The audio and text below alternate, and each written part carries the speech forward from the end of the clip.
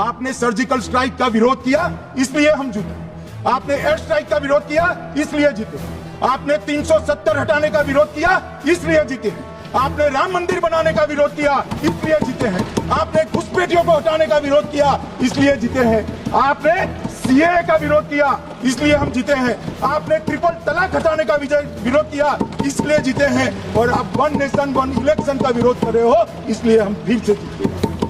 ये घबराया हुआ रिस्पॉन्स है, ये डरा हुआ रिस्पॉन्स है। अब सुनिए पूरी बात, प्लीज प्लीज मानिए। नो, सच्चा रिस्पॉन्स नहीं है। माननीय गृह मंत्री जी सुनो ना, क्यों जल्दबाजी करते हो मानिकम?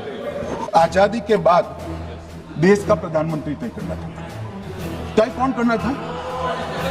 तो उस वक्त के जितने प्रांत थे, इसके कांग्रेस के अध्यक्ष हुए, उनके एक एक वोट से तय होना था। अब 28 वोट श्री सरदार पटेल को मिले और 2 वोट जवाहरलाल नेहरू जी को मिले।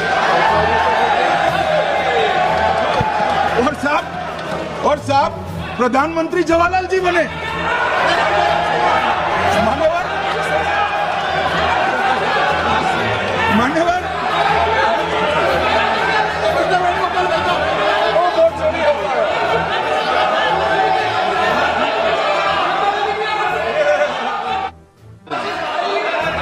कह रहे हैं कि आरएसएस की विचारधारा वालों को रखते हैं।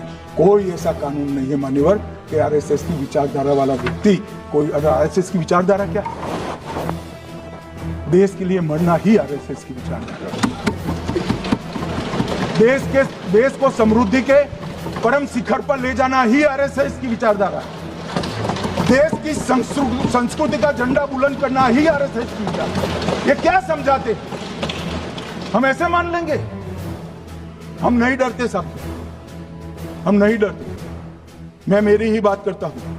मैं तो 10 साल का था और नारे लगाता था, आसाम की गलियां सुनी है, इंदिरा गांधी खूनी है। हम तो वहां से लड़ते लड़ते आए हैं, हम नहीं डरते मान्यवर। और मान्यवर, इन्होंने कहा कि वोट चोरी से जीतते, वोट चोरी से नहीं जीते। आपने सर्जिकल स्ट्राइक का विरोध किया, इसलिए हम जीते। आपने एयर स्ट्राइक का विरोध किया, इसलिए जीते। आपने 370 हटाने का विरोध किया, इसलिए जीते हैं। आपने राम मंदिर बनाने का विरोध किया, इसलिए जीते हैं। आपने घुसपैठियों को हटाने का विरोध किया, इसलिए जीते हैं। आपने सीएए का विरोध किया, इसलिए हम जीते हैं। आपने ट्रिपल तलाक हटाने का विरोध किया, इसलिए जीते हैं। और आप वन नेशन वन इलेक्शन का विरोध कर रहे हो, इसलिए हम फिर से जीते हैं। माने 60 करोड़ गरीबों के घर में इस देश के प्रधानमंत्री जी ने घर पहुंचाया, गैस पहुंचाया, पानी पहुंचाया, शौचालय पहुंचाया।